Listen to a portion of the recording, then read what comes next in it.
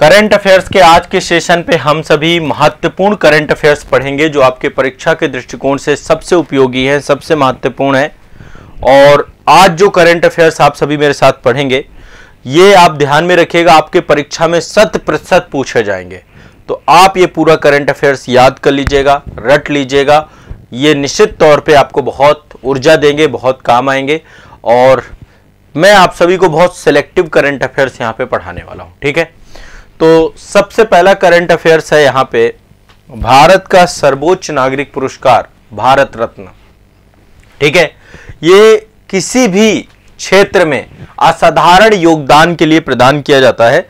तो वर्ष 2024 में भारत रत्न पुरस्कार जो है दिए गए हैं, 5 भारत रत्न पुरस्कार दिए गए हैं। तो पहली बात तो आपको पता होना चाहिए कि भारत रत्न पुरस्कार जो है किसको किसको दिए गए हैं, वो पूरी के पूरे जितने भी लोग हैं उनके बारे में पता होना चाहिए और उनसे जुड़े हुए कुछ कार्यों के बारे में भी पता होना चाहिए, ठीक है।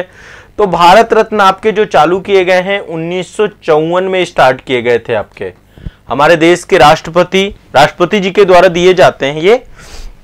और उस समय हमारे तत्कालीन राष्ट्रपति थे डॉक्टर राजेंद्र प्रसाद जी, उनके द्वारा डॉक्टर सर्वपल्ली राधाकृष्णन जो हमारे देश के पहले उपराष्ट्रपति भी रहे हैं, और चक्रवर्ती राजगोपालाचारी जो देश के पहले प्रथम गवर्नर जनरल भी रहे हैं, भारतीय गवर्नर जनरल, और संविधान सभा में थे, और सीवी रमन साहब हमारे देश के वैज्ञानिक। इन 3 लोगों को भारत रत्न से 1954 में दिया गया था। 2 जनवरी 1954 को भारत रत्न पुरस्कार दिए गए थे। तो तब से लेकर आज तक जो है अपने अपने क्षेत्र में उत्कृष्ट कार्यों के लिए, कोई भी क्षेत्र हो सकता है, चाहे विज्ञान हो, चाहे समाज सेवा हो, चाहे राजनीति हो, चाहे खेल हो, किसी भी क्षेत्र के नागरिक को भारत रत्न पुरस्कार दिया जा सकता है। भारत के नागरिकों का सबसे बड़ा पुरस्कार है। पहले मरणोपरांत नहीं दिए जाते थे, लेकिन 1955 में प्रावधान किया गया कि मरणोपरांत भी दिया जा सकता है। तो हमारे देश के पूर्व प्रधानमंत्री लाल बहादुर शास्त्री जी को पहली बार मरणोपरांत जो है ये आपका पुरस्कार दिया गया है, ठीक है। अब टोटल 53 लोगों को प्राप्त हो चुका है। आप समझ सकते हैं इसके महत्व को। ये इतना बड़ा पुरस्कार है, अभी तक केवल 53 लोगों को दिया गया यदि टोटल मिला दें। और 53 लोगों में से 48 पुरुष हैं और लगभग जो है 48 पुरुष हैं आपके, और टोटल 5 महिलाएं हैं। 5 महिलाएं हैं, 48 पुरुष हैं और 5 महिलाएं हैं। तो टोटल कितने लोगों को भारत रत्न दिया गया है, ध्यान रखिएगा सभी लोग। टोटल कितने लोगों को दिया गया है, 53 लोगों को दिया गया है, ठीक है। अब एक बार मैं क्रम से एक एक करके एक एक पर्सन का नाम आप लोगों को लेता हूं। यहां पे देखिए, ये जो है हमारे सबसे राजनीति का, एक तरीके से कह सकते हैं कि राजनीति की परिभाषा इन्होंने तय की है। ये है कर्पूरी ठाकुर जी। आप लोग हो सकता है इससे पहले इनको नहीं जानते रहे हों। इनको मरणोपरांत भारत रत्न पुरस्कार दिया गया है। और ये जो है आप सभी को पता होगा, ये 49वें भारत रत्न प्राप्त करता है। प्रसिद्ध स्वतंत्रता संग्राम सेनानी है, राजनीतिज्ञ है, शिक्षक हैं, और जननायक के नाम से, पीपल हीरो थे आपके, ये जननायक के नाम से ये प्रसिद्ध थे आपके। 2 बार बिहार के मुख्यमंत्री के रूप में काम किया है कर्पूरी ठाकुर जी ने, ठीक है। बहुत सारे सामाजिक राजनीतिक पहलों के लिए इनको जाना जाता है, और इन्होंने जो है कई विषयों को लेकर के काम किया है। बिहार में जो बैकवर्ड क्लास है उसके लिए काम किया है इन्होंने। पिछड़े वर्गों के लिए आरक्षण लागू करने के लिए भी इनको याद किया जाता है। एकमात्र ऐसा व्यक्ति जो कभी भ्रष्टाचार नहीं किया, बहुत सामान्य जीवन जो है इन्होंने जिया है।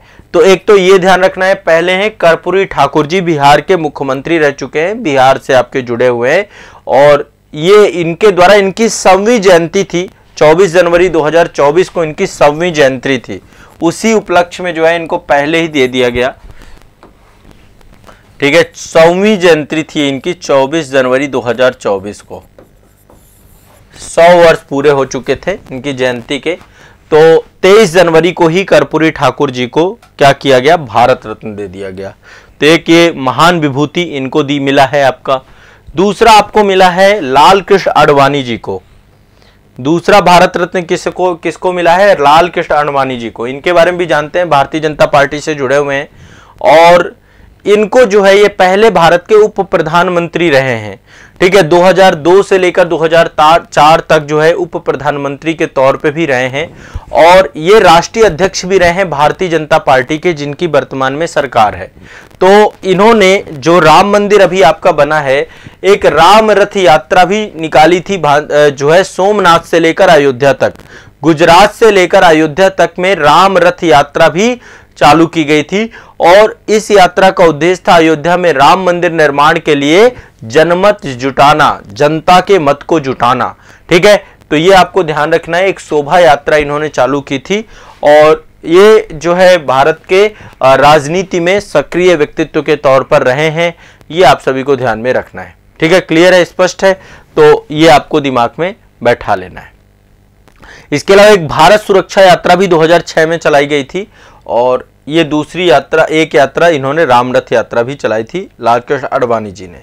एक ये नाम बहुत ज्यादा है, मैं हमेशा जब कभी भी आप लोगों को इंडियन पोस्ट इंडिपेंडेंस पढ़ाता हूं या भारतीय अर्थव्यवस्था पढ़ाता हूं, तो एक बात मैं हमेशा आप सभी से कहता हूं कि एक प्रधानमंत्री जिनको जितना क्रेडिट मिलना चाहिए था उतना क्रेडिट कभी मिला नहीं। अब जाकर के मुझे लगता है शायद इनके कार्यकाल के साथ हम न्याय कर पाएंगे। पीवी नरसिम्हा राव, इनको भी भारत रत्न दिया गया है और ये एक बहुत बड़ा व्यक्तित्व था, प्रधानमंत्री रहे भारत के और इनके टाइम पीरियड में ही जो है कई संरचनात्मक परिवर्तन किए गए हमारे देश की अर्थव्यवस्था में, हमारे देश की राजनीति में, आर्थिक नीतियों में बदलाव किए गए, उदारीकरण, निजीकरण और वैश्वीकरण की नीति इनके समय में आई। इनके समय ही पंचायती राज व्यवस्था, शासन व्यवस्था का विकेंद्रीकरण हुआ, मंडल कमीशन इन्हीं के टाइम पीरियड पे आया, बहुत सारे अंतरराष्ट्रीय संबंधों को फिर से पूरा स्थापित किया गया। ये कई सारे मामलों में इनको भारतीय राजनीति का चाणक्य भी कहा जाता है। ठीक है, भारतीय राजनीति का चाणक्य भी कहा जाता है, तो ये भी ध्यान रखिएगा। ये आंध्र प्रदेश के भी मुख्यमंत्री रहे हैं 1971 से 1973 तक और भारत के प्रधानमंत्री भी रहे हैं। तो ये आंध्र प्रदेश के मुख्यमंत्री थे पहले। ये भी कभी मान लो क्वेश्चन पूछ लेता कि किस राज्य के मुख्यमंत्री थे, नाम लिखते जाइएगा सारे लोग, सभी बच्चे नाम लिखते जाइएगा। ठीक है, सभी लोग नाम लिखते जाना, ये नाम बहुत जरूरी है, पीवी नरसिम्हा राव। ठीक है, और ये जो है आपके नोट्स आपको जो जो बोलता जाऊं उनको बहुत गति के साथ लिखते जाना है। आर्थिक सुधारों के जनक के तौर पे जानते थे, father of the Indian economic reforms के तौर पे इन्होंने बहुत सारे कार्य किए और इन्हीं के समय डॉक्टर मनमोहन सिंह भी थे, जिनके द्वारा जो है वित्त मंत्री थे उस समय, उनके द्वारा भी कई सारे काम किए गए। तो मरणोपरांत ये पुरस्कार जो है पीवी नरसिम्हा राव जी को दिया गया। और एक किसान लीडर, किसानों के पुरोधा, भारत के प्रधानमंत्री भी रहे, चौधरी चरण सिंह, ये एक बहुत बड़ा नाम है, इनको भी मरणोपरांत जो है भारत रत्न पुरस्कार दिया गया। 1989 से लेकर 1980 तक मात्र 6 महीने की अवधि में भारत के प्रधानमंत्री रहे, उत्तर प्रदेश के 2 बार मुख्यमंत्री के पद पर भी सुशोभित रहे ये, और भारतीय लोक दल आज भी है, इस पार्टी की स्थापना इन्होंने की। उत्तर प्रदेश में लैंड रिफॉर्म को लेकर के काम किया, भूमि सुधारों को लेकर के काम किया और इनके द्वारा जो है इनका समाधि स्थल जो है नई दिल्ली में किसान घाट के नाम से अभी भी है। तो चौधरी चरण सिंह जो है उत्तर प्रदेश के मुख्यमंत्री थे, भारत के प्रधानमंत्री थे, किसानों के जननेता थे और इन्होंने किसानों के लिए बहुत सारे कार्य किए और देश के प्रधानमंत्री पद पे रहते हुए भी कई सारे काम किए। और एक नाम और जिनको जो है हम हरित क्रांति का जनक कहते हैं भारत में, एम एस स्वामीनाथन, माफ करेगा, एम एस स्वामीनाथन, इनको भी दिया गया। ये कृषि वैज्ञानिक हैं, ग्रीन रेवोल्यूशन के जनक हैं, इनको भी भारत रत्न का पुरस्कार दिया गया इस बार। तो हरित क्रांति के जनक के तौर पे एम एस स्वामीनाथन का नाम सभी लोग जानते हैं। ठीक है, क्लियर है, स्पष्ट सभी को। और इनको कई सारे अवार्ड मिले हैं एक साइंटिस्ट के तौर पे, और ये सबसे बड़ी चीज हम ग्रीन रेवोल्यूशन के लिए जानते हैं। भारत को खाद्य आत्मनिर्भरता बनाने में बहुत बड़ा योगदान था एम एस स्वामीनाथन का।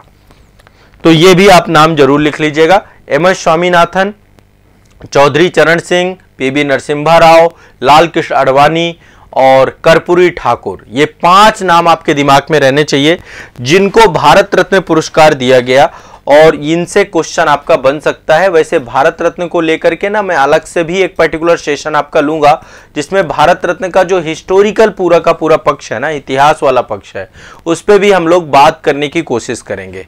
ठीक है, तो इस बार जो भारत रत्न मिला है, पिछली बार इससे पहले भी 2019 में मिला था, मतलब 5 साल के अंतराल के बाद भारत रत्न मिला है। और आप लोगों को यदि लगे ये पूरा कोऑर्डिनेशन, तो आप पाएंगे कि 2019 में भी चुनाव थे आपके और 2024 में भी चुनाव है। तो चुनाव जब जिस साल होता है ना, उस साल के आसपास भारत रत्न मिलते हैं। इससे पहले 2015 में मिले थे, मतलब जैसी सरकार बनी थी 14 में, उसके बाद 15 में भी मिले थे। तो 2015 में अटल बिहारी वाजपेयी, ठीक है, मदन मोहन मालवीय और प्रणब मुखर्जी, इनको भारत रत्न दिया गया, नहीं, 2 लोगों को दिया गया था 2015 में। अटल बिहारी वाजपेयी और मदन मोहन मालवीय 2 लोगों को दिया गया था, ठीक है। और 2019 में टोटल 3 लोगों को दिया गया था। प्रणब मुखर्जी जी हैं, भूपेन हजारिका हैं और नानाजी देशमुख हैं। 3 लोगों को दिया गया था। फिर से एक बार बता रहा हूं, नानाजी देशमुख, भूपेन हजारिका और प्रणब मुखर्जी, ठीक है। ये आपके 3 लोगों को 2019 में दिया गया था और 2014 में अटल बिहारी वाजपेयी और मदन मोहन मालवीय जी को दिया गया था। और 2014 में 2 लोगों को दिया गया था, एक सचिन तेंदुलकर, याद हो आप लोगों को, चुनाव था उसी साल, सचिन तेंदुलकर जी को, और CNR राव को दिया गया था। CNR राव ये भी एक साइंटिस्ट थे, वैज्ञानिक थे, इनको भी भारत रत्न पुरस्कार से सम्मानित किया गया था। तो इस बार 5 लोगों को दिया गया है। इस बार 5 लोगों को, एक पर्सन बिहार से हैं, कर्पूरी ठाकुर बिहार से हैं। आप देखिए स्टेट वाइज आप कोऑर्डिनेशन देखेंगे। LK अडवाणी दिल्ली से हैं आपके, PV नरसिम्हा राव वर्तमान तेलंगाना से जुड़े हुए हैं, ठीक है। और चौधरी चरण सिंह हमारे उत्तर प्रदेश से जुड़े हुए हैं और MS स्वामीनाथन तमिलनाडु से जुड़े हुए हैं। तो कई सारे स्टेट से जुड़े हुए लोग भी हैं। और इनका देखो, सबसे पहली बात है, बहुत उत्कृष्ट कार्य है। भारत रत्न जो दिया गया है ना, ये बहुत उत्कृष्ट कार्य के लिए दिया जाता है। तो एक उत्कृष्ट कार्य के तौर पे आप इसे देख सकते हैं, ठीक है। और ये आप सभी के पुरस्कारों की लिस्ट है और आप लोगों को बस इतना याद करना है, 2014 से लेकर अब तक को लेकर याद करना है, ठीक है। एक बहुत महत्वपूर्ण योजना है। अब अगली खबर पे चलते हैं। अगली खबर पे चलते हैं। एक योजना आई है, PM सूर्य घर मुफ्त बिजली योजना। PM सूर्य घर मुफ्त बिजली योजना, ये आपकी जो है एक नई और महत्वाकांक्षी योजना उत्तर प्रदेश सरकार की, PM सूर्य घर मुफ्त बिजली योजना। इसमें हर महीने 300 यूनिट मुफ्त बिजली का प्रावधान किया गया है। तो एक बार समझने की कोशिश करते हैं, मुफ्त बिजली योजना है क्या, PM सूर्य घर योजना है क्या। देखिए, हर बार जो है कॉन्फ्रेंस ऑफ पार्टीज आपका होता है, COP होता है, आप सभी को पता है। COP 28 अभी हुआ था। इससे पहले 2021 में COP 26 हुआ था। COP 26 हुआ था।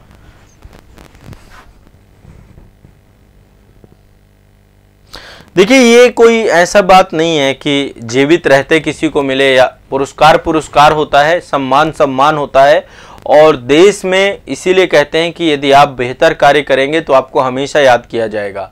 जिन्होंने इस देश के लिए कुछ किया है, इस देश को बनाया है, वो कभी भी मरते नहीं है, वो हमेशा जीवित रहते हैं, ठीक है। उन्होंने अपना जीवन खुद के लिए जिया ही नहीं है, चाहे वो डॉक्टर कलाम रहे हों, चाहे PV नरसिम्हा राव रहे हों। तो जो देश के लिए रहे हैं, जिन्होंने देश के लिए अपना जीवन समर्पित कर दिया है, तो आप सोचिए उनको लेकर के तो किसी तरीके का आप लोग को मन में ये दुविधा नहीं होनी चाहिए कि ये जीवित रहते मिलता है, कैसे भी मिलता, जैसा भी मिला। PM सूर्य घर योजना, एक बार इसको समझिएगा, ये पूरी की पूरी योजना क्या है। आपको पता है जो COP होते हैं, हर COP में ये बात होती है कि हम नवीकरणीय ऊर्जा पे काम करेंगे, ज्यादा से ज्यादा कार्बन कटौती करेंगे। तो 2021 में जब COP 26 आपका हुआ, ठीक है, ग्लासगो UK में हुआ था COP 26, UK में, कहां पर हुआ, ग्लासगो UK में आपका हुआ था COP 26। तो वहां पर नवीन एवं नवीकरणीय ऊर्जा मंत्रालय जो हमारा है, उसके द्वारा 2030 तक जो है 500 गीगावाट गैस में जीवाश्म आधारित, यानी कि नॉन फॉसिल्स बेस्ड आपकी विद्युत उत्पादन को लेकर के बात की गई कि हम जो है अब वो सोलर एनर्जी अल्टरनेटिव या पवन ऊर्जा है, यही सारी एनर्जीज हैं कि हम जल्द से जल्द जो है अपने यहाँ नवीकरणीय ऊर्जा को ज्यादा से ज्यादा डेवलप करेंगे, जिसमें 500 गीगावाट जो है हम क्षमता डेवलप करेंगे, ठीक है। तो अभी आपको बताएं, एक संस्था है आपकी जिसका नाम है IRENA।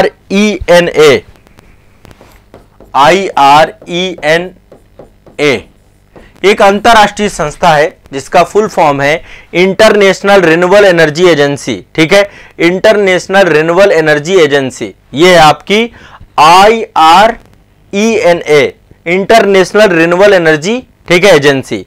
तो इसके द्वारा जो है क्या किया गया, नवीकरणीय क्षमता सांख्यिकी 2023 जारी किया गया था। उसके हिसाब से यदि हम बात करें तो पूरे विश्व में नवीकरणीय ऊर्जा के दृष्टिकोण से भारत का चौथा स्थान है। ये आपको एक तथ्य याद कर लेना है। नवीकरणीय ऊर्जा यानी कि ऐसे संसाधन जो कभी खत्म नहीं होंगे, जो इको फ्रेंडली हैं पृथ्वी, तो इसमें भारत का कौन सा स्थान है? चौथा स्थान है। और जो पवन ऊर्जा है, विंड एनर्जी है, उसके संदर्भ में भी भारत का चौथा स्थान है। ठीक है, जो पवन ऊर्जा के संदर्भ में भी हमारा चौथा स्थान है और टोटल नवीकरणीय ऊर्जा के संदर्भ में भी हमारा चौथा स्थान है। लेकिन अभी सोलर एनर्जी के मामले में हम विश्व में 5वें नंबर पे। हमारी क्षमता तो बहुत है, लेकिन अभी भी सोलर एनर्जी को लेकर हमने बहुत ज्यादा काम नहीं किया है। तो अभी हाल ही में हमारे देश के प्रधानमंत्री नरेंद्र मोदी जी के द्वारा यह योजना चालू की गई, पीएम सूर्य घर योजना। पीएम सूर्य घर योजना, पीएम सूर्य घर योजना 13 फरवरी 2024 को यह योजना प्रारंभ की गई। पीएम सूर्य घर मुफ्त बिजली योजना ये लॉन्च की गई। पूरी योजना का नाम यही है, पीएम सूर्य घर मुफ्त बिजली योजना। क्यों ना आपके घर को ही एनर्जी का सोर्स बना दिया जाए।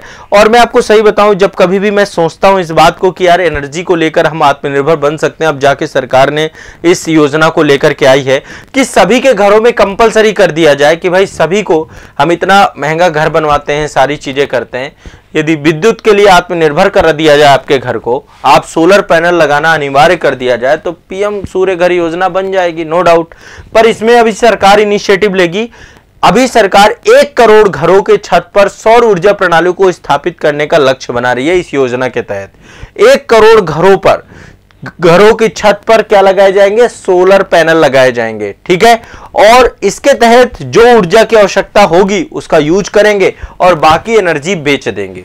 ठीक है, इससे आपके आय के साधन भी बनेंगे। जो बहुत सारी विद्युत वाली एजेंसीज हैं, तो छत पर सौर ऊर्जा प्रणाली की स्थापना से 1 करोड़ परिवार को प्रत्येक माह 300 यूनिट निःशुल्क बिजली प्राप्त होगी और बाकी जो बिजली बचेगी वो बेच दी जाएगी, जो विद्युत डिस्ट्रीब्यूशन कंपनियां, जो डिस्कॉम है, उनको बेच दी जाएगी। ठीक है, तो ये ध्यान रखिएगा।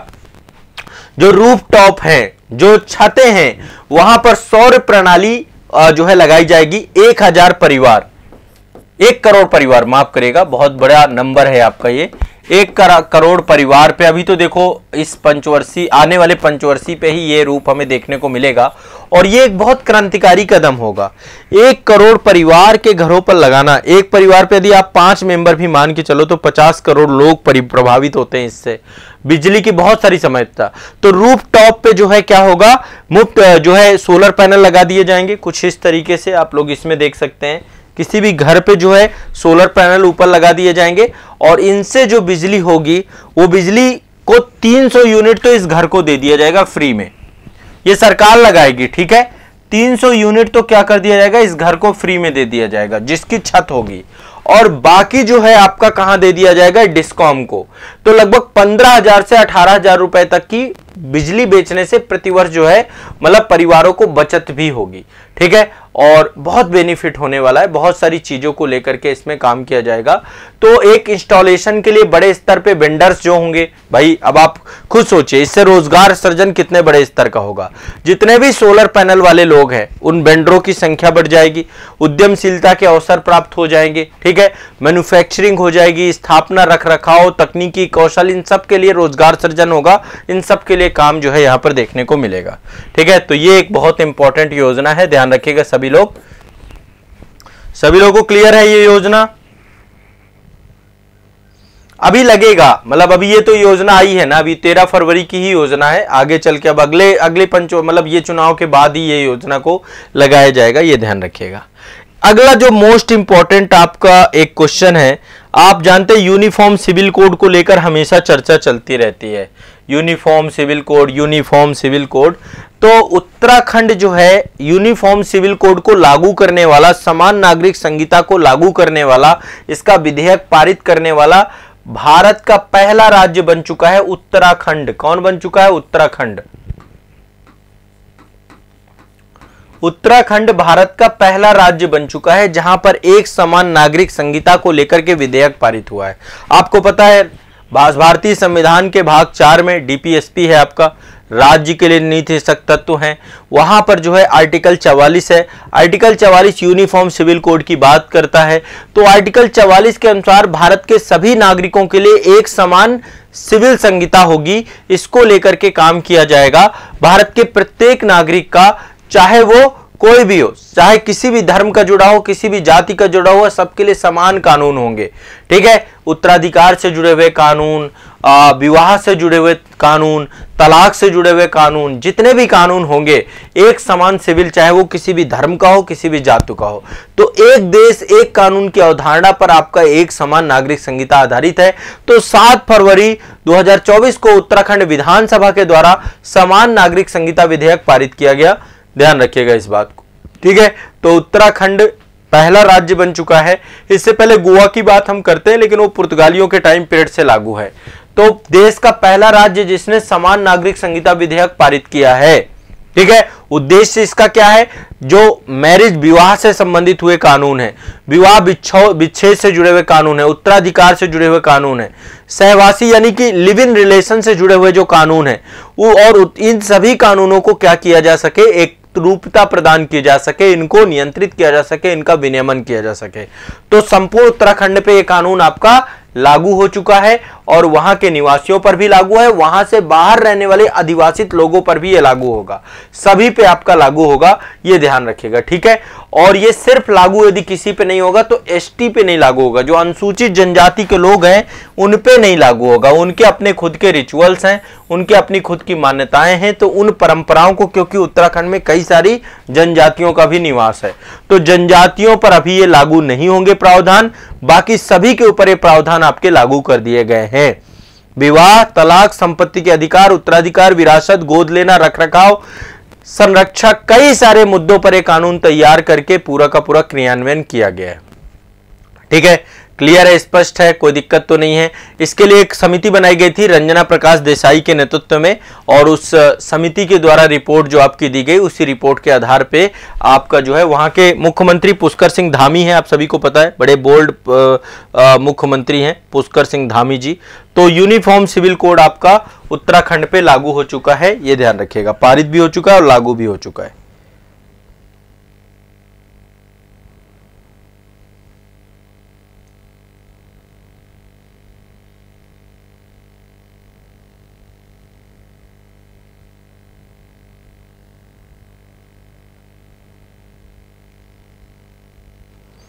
ठीक है, चलिए आगे बढ़ते हैं। यूनिफॉर्म सिविल कोड लागू करने वाला आपका एकमात्र ये। अब देखिए भगवान, ये राम मंदिर प्राण प्रतिष्ठा को लेकर के भी ना आपसे क्वेश्चन पूछा जाएगा। आप सभी को पता है कि 22 जनवरी का दिन, सभी को याद है, श्री राम जन्मभूमि प्राण प्रतिष्ठा समारोह हुआ था अयोध्या में। इसको बिल्कुल याद कर लेना है, इससे भी क्वेश्चन आपका बनेगा। आप सभी को पता है जब सुप्रीम कोर्ट का निर्णय आया था तो श्री राम जन्मभूमि तीर्थ क्षेत्र न्यास की स्थापना की गई थी। श्री राम जन्मभूमि तीर्थ क्षेत्र न्यास की स्थापना की गई थी, और जो है इस न्यास के गठन की बात जो है 5 फरवरी सन 2000, ये राम मंदिर आप देख पा रहे होंगे, भगवान श्री राम की प्रतिमा आपके सामने थी।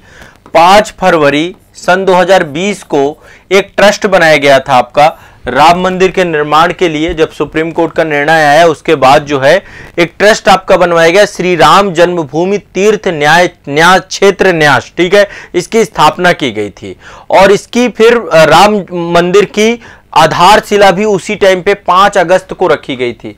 5 अगस्त 2020 को इसकी आधारशिला रखी गई थी। ठीक है, अभी भी ये मंदिर का निर्माण कार्य चल रहा है, अभी पूरी तरीके से बन के आपका तैयार नहीं हुआ, लेकिन यहां पर भगवान श्री राम के बाल रूप विग्रह का विधिपुत्व जो है यहां पर प्राण प्रतिष्ठा की गई 22 जनवरी को। तो ये डेट याद रखिएगा, भगवान श्री राम जी की प्राण प्रतिष्ठा कब की गई, इसमें 22 जनवरी 2024 को। ठीक है, 22। उत्तर प्रदेश के राज्यपाल जो है आनंदीबेन पटेल यहां पर थी, मुख्यमंत्री योगी आदित्यनाथ जी थे, आरएसएस के सर संघ संचालक डॉक्टर मोहन भागवत थे यहां पर, और हमारे देश के प्रधानमंत्री थे। और यहां पर जो राम जन्मभूमि तीर्थ न्यास क्षेत्र है उसके अध्यक्ष जो है महंत नृत्य गोपाल दास भी उपस्थित थे। ठीक है, इसके अध्यक्ष कौन है, महंत नृत्य गोपाल दास। ध्यान रखिएगा, राम जन्मभूमि न्यास के जो अध्यक्ष हैं वो आपके कौन है, महंत गोपाल। ठीक है, महंत नृत्य गोपाल दास वो इसके अध्यक्ष हैं, ये भी आपको ध्यान में रखना है। क्लियर है, स्पष्ट है। और रामलला की जो प्रतिमा है वो गर्भगृह में 18 जनवरी 2024 को स्थापित की गई थी। 22 जनवरी को इसकी प्राण प्रतिष्ठा बनाई गई थी। इसको जो है कर्नाटक में लाए गए जो कृष्ण शिला पत्थर हैं, काले ग्रेनाइट पत्थर हैं, उनके माध्यम से जो है इसको पूरा का पूरा जो है इनको बनाया गया, इस मूर्ति को बनाया गया। ठीक है, और अरुण राज योगी इसके मूर्तिकार थे। अरुण राज योगी जो है इसके मूर्तिकार के तौर पे हम देख सकते हैं। ठीक है, तो ये भी ध्यान रखिएगा। एक और आपकी बहुत महत्वपूर्ण खबर है और ये आप सभी से इससे भी क्वेश्चन पूछा जाएगा। आप सभी जानते हैं कि चुनावों की पारदर्शिता का मुद्दा बहुत बड़ा है और चुनाव में पारदर्शिता स्थापित करने के लिए सरकार के द्वारा चुनावी बॉन्ड योजना लाई गई थी। ठीक है, इलेक्टोरल बॉन्ड स्कीम लाई गई थी। कब लाई गई थी? 2 जनवरी 2018 को ये स्कीम लाई गई थी। अब ये स्कीम आपकी असंवैधानिक घोषित कर दी गई है। ठीक है, लाई गई थी पारदर्शिता स्थापित करने के लिए। सुप्रीम कोर्ट ने पाया कि ये मोस्ट अपारदर्शी है आपका। ठीक है, जो पारदर्शिता के लिए लाई गई। तो चुनावी बॉन्ड एक बॉन्ड है, एक वचन पत्र है ना, प्रोमिसरी नोट है एक आपका। ठीक है, वचन पत्र होते हैं, ये आपके जारी किए जाते हैं। एसबीआई बैंक के द्वारा इसे जारी किया जाता था। तो 2 जनवरी 2018 को चुनावी बॉन्ड योजना आपकी लाई गई। ठीक है, क्या लाया गया? चुनावी बॉन्ड योजना 2 जनवरी 2018 को केंद्रीय वित्त मंत्रालय के द्वारा जो है आर्थिक कार्य विभाग के द्वारा भारतीय रिजर्व बैंक अधिनियम 19 की धारा 31 के तहत जो है चुनावी बॉन्ड योजना 2018 में लाई गई थी। सरकार का उद्देश्य था कि जो राजनीतिक वित्त पोषण होता है, जो भी राजनीतिक पार्टियां होती हैं, उनको जो भी पैसा जाता है वो पैसा जो है पारदर्शी तरीके से जाए और बैंकिंग माध्यम से जाए, है ना। इसके लिए चुनावी बॉन्ड खरीदे जाएं और उसके तहत जो है फंडिंग की जाए। तो ये पूरा उद्देश्य था, काले धन को रोकने का उद्देश्य था। लेकिन अभी का मैं आपको लेटेस्ट बता रहा हूं, सुप्रीम कोर्ट के द्वारा 15 फरवरी 2024 को एक निर्णय दिया गया। 15 फरवरी 2024 को एक निर्णय आया है सुप्रीम कोर्ट का।